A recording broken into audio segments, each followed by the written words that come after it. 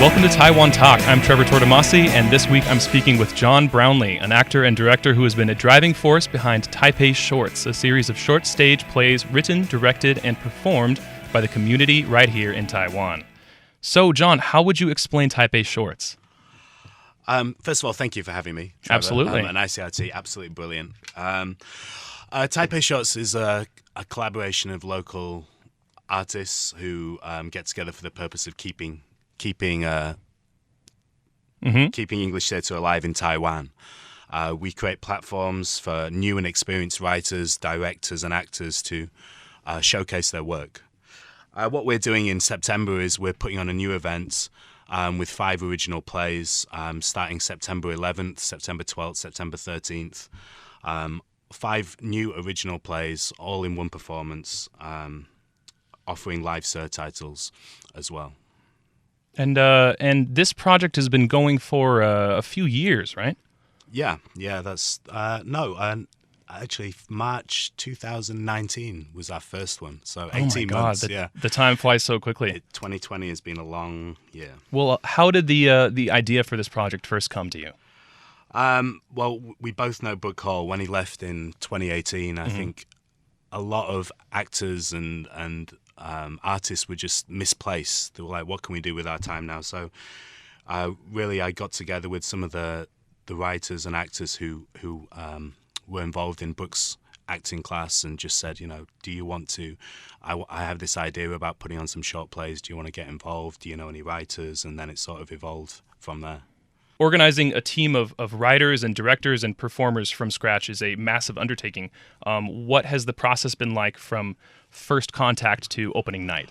First contact, I think we try and get the message out that we're looking for writers to produce a 10 to 15 minute script. It's usually between 1 to 4 actors we're looking for. Then from that we do a selection process. Then after that we see if the writers are interested in directing. And then we move on to auditions, and then the same sort of selection process takes place, and then we. What is the most popular sort of application? Is it the acting? Is it the? Do you get a lot of writing submissions? This last submission we had for writing, we had over 50 submissions. Yeah, so that's 50 scripts. 50 scripts, 50 Wow. separate scripts we had. So it really was difficult to choose, to narrow it down. And on average, about 30. We get about 30 auditionees. We've had about 30 auditionees for every Taipei Shorts we've done. This is our 3rd one now.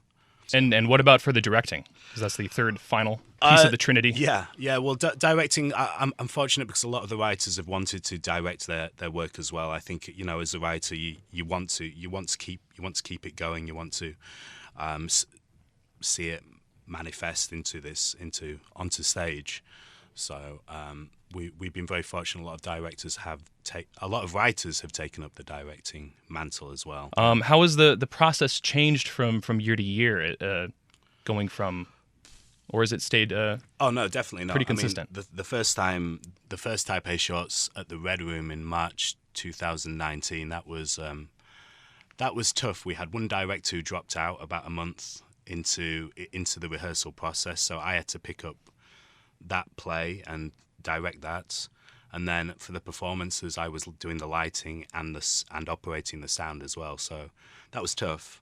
The second time it was certainly a lot more streamlined, which you're involved in. My wife came on as co-producer.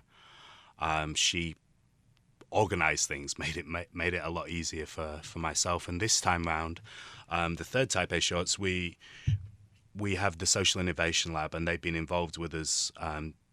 They've helped us out with spaces, and they've given us some rehearsal spaces to use. So it makes things a lot easier for us. Well, John, I want to ask a little bit about you. Where are you from, and how did you get into acting? I'm from the UK, from a place called Yorkshire, which is a nice little area in the north of England. I got into acting because my father was into amateur dramatics. He performed in Australia and a lot in the UK.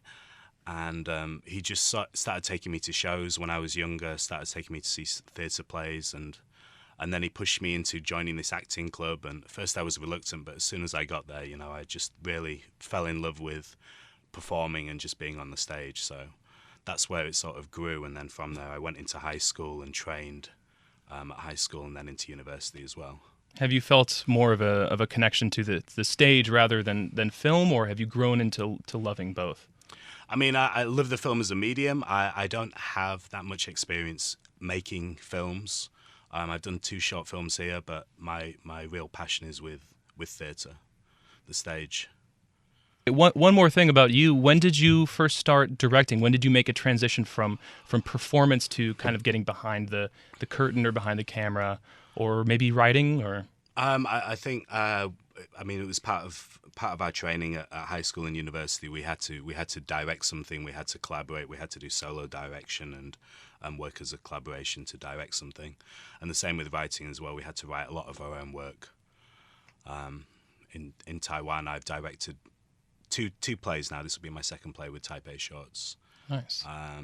Yeah, I mean it's a lot of fun just watching them grow and everything, like watching the actors grow and just seeing it evolve, seeing the starting point. Being part of this community in Taiwan, how is it different from in the UK?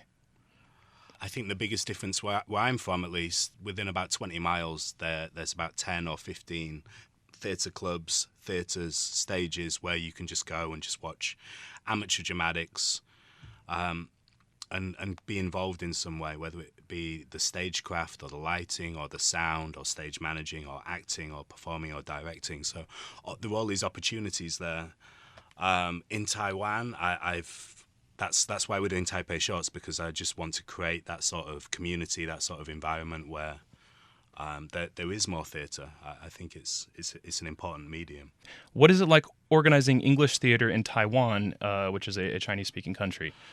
Red Room has been fantastic. They have crossed the boundaries for us. They've been involved with the government. They've done a lot of things for us. They've really been supportive of what we're doing. So they've been very helpful in the Chinese side of things. We've also got translators who are involved, translating all the scripts, so we can have the live subtitles. We can make it more accessible, and I think as Taiwan wants to move into this bilingual 2030, I think theatre is a great medium to do that. Is it difficult to direct performers who have learned different styles from around the world, or do you feel like what makes a good performance has a sort of international standard? Have you seen different things here as opposed to seeing things back home? I think, to be a good performer, you just need to be professional and have a good attitude, and be open to join in rehearsals, to get involved, to try new things. If you don't have those things, if you're closed off, then I feel that you're not willing to collaborate. So I think that's the most important thing: professionalism and attitude. Do you find yourself yearning to also move on in the future to directing long-form plays with full intermissions and everything? I think, I know I'm going back to Brooke Hall again, but I know when Brooke came to Taiwan, he had a list of maybe 20 or 30 plays that he had to do before he died, his bucket list. Okay. And he got to do quite a few of those. I don't really have that in me. I mean, there's a whole thing with rights and all this other things, and I think for now it's just I'm just more focused on building a small community where people are able to express themselves and get their work out there. What we've done at the moment, this is our 21st. This will be our 21st play that we've produced, and we've worked with 24 performers and 14 writers. So we're really just trying to build a new community. Can you describe your thought process for choosing who best fits in a role? Really, I leave that up to the directors. As I'm reading through the scripts, I might have an idea who might be able to play this role or that role, but really, it's the final decision is down to the director. I will try and push them towards a more diverse, or go for blind casting, make it a nice diverse cast, maybe somebody new who we haven't worked with as well. But I respect the director's decision. I mean, it's how they see the play moving forward. So I will. Is blind casting what it sounds like? Yeah. So I mean, really, it doesn't matter on the color of their skin. It doesn't matter if they're male or female. If it's a male role, a female can play that role. So really, I encourage that. I encourage as diverse as possible. To work with the diverse. Blind, depending on the person in the role, not their level of performance. Yes. Okay. Performance is probably still necessary to some level. Blind typecasting maybe. This question comes from my heart. An acting teacher I had in the States, he once gave me the advice that every young performer needs to, this is a quote, find their tribe. And when I asked him what that meant, he said that once you found a group of like-minded peers who truly want to create together and lift each other up, that's exactly what you can do in the business. Have you found a tribe? Do you see any truth in that statement in Taiwan? I mean, I think so. We've worked with writers. We continue to work with them. We've worked with performers. We continue to work with them. The people who've worked with in the past, we're happy to work with again. So, I hope to build this I guess tribe, you'd call it. How much can you tell us about the stories behind the plays without, going into spoiler territory? Do we have a subject matter, or do we keep these secret for now? I think the two of the plays you might know already if you've been to the previous Taipei shorts. So that we have Living in the Tube 2, which is written by William Chen, which is our only Mandarin play where we offer English surtitles, live English surtitles. That's about influencers, online influencers. And we have Shashwati Talakdor's play, Return of the Hero, which is a continuation of the story of Sarah Brooks's character, Bose, which in that case, that was blind cast as well, because I think Bose was originally intended to be a male. Or was it the monk? It may have been the monk, but we had a female play it, so that's the continuation of her. Another great Barry Hall classic play, which is called Nuclear Family, with DC Raper and Sarah Brooks. The one that I'm directing is called Coffee from Uriel, which is about just two sisters who are caring for their sick mother in the room next door. And it's in the middle of the night, and one of them comes home late partying, and things are tough with them. Joshua Wallace Teddy, I think it's a classic farce, classic comedy. It's very slapstick. It's all about timing. It's if you think about Buster Keating with the things where people running on stage, it's all so brilliantly comically timed. It's a great farce that he wrote, which I'm very looking forward to seeing. So we're all really looking forward to seeing Taipei Shorts on September 11th, 12th, and 13th. Can you tell us about where we can find more information? We have a Facebook group. You can find it's just called Taipei Shorts. So if you type that into Facebook, then you can join the group. We'll accept you there. You can find information about all our actors, directors, more information about the plays, play synopsis.